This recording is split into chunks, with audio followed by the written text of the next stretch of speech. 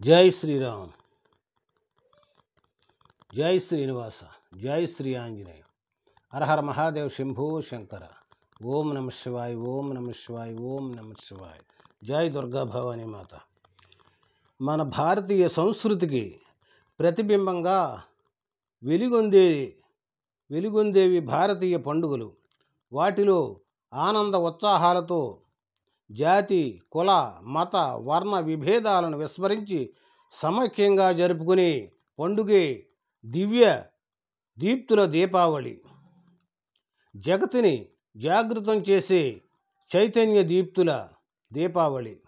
శోభావళి నరకాసురుడనే రాక్షసుడిని సంహరించిన మరుసటి రోజు అతడి పీడ వదిలిన ఆనందంలో ప్రజలందరూ కూడా దీపావళి చేసుకుంటారని పురాణాలు చెబుతున్నాయి.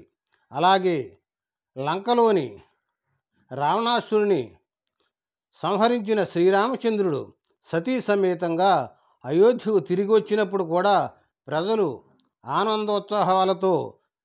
ఆనందోత్సవాల మధ్య దీపావళిని జరుపుకున్నారని రామాయణం కథ చెబుతుంది. చీకటిని పారదోలుతూ వెలుగులు తెచ్చే పండుగగా, విజయానికి ప్రతీకగా దీపావళి పండుగను జరుపుకుంటారు. దీపమాళికల శోభతో వెలుగొందే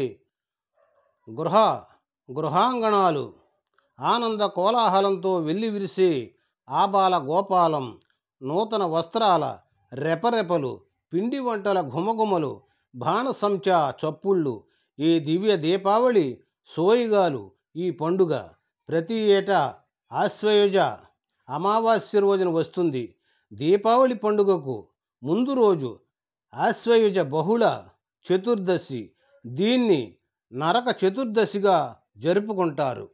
అందుచేత ప్రజలందరూ కూడా ఇంట్లో ఉండి పిల్లా పాపలతో, పిండి వంటలతో, నూతన వస్త్రాలతో అలంకరించుకుని దీపావళి బాణసంచ జాగ్రత్తగా పిల్లల చేత కాల్పించేటప్పుడు చాలా తల్లిదండ్రులు దగ్గర ఉండి జాగ్రత్తగా కాల్పించవలసిందని, అలాగే అందరూ కూడా ఎంతో జాగ్రత్తగా మందులు కాల్చేటప్పుడు జాగ్రత్తగా ఉండి అందరూ కూడా ఈ పండుగను ఆనందోత్సవాలతో జరుపుకోవాలని ఆ భగవంతుని ప్రార్థిస్తున్నాను. ఆ పరమేశ్వరుణ్ణి, ఆ రామచంద్రమూర్తిని, ఆ వెంకన్న బాబుని, ఆ దుర్గమ్మని, ఆ సాయిబాబాని కోరి ప్రార్థిస్తుంటాను.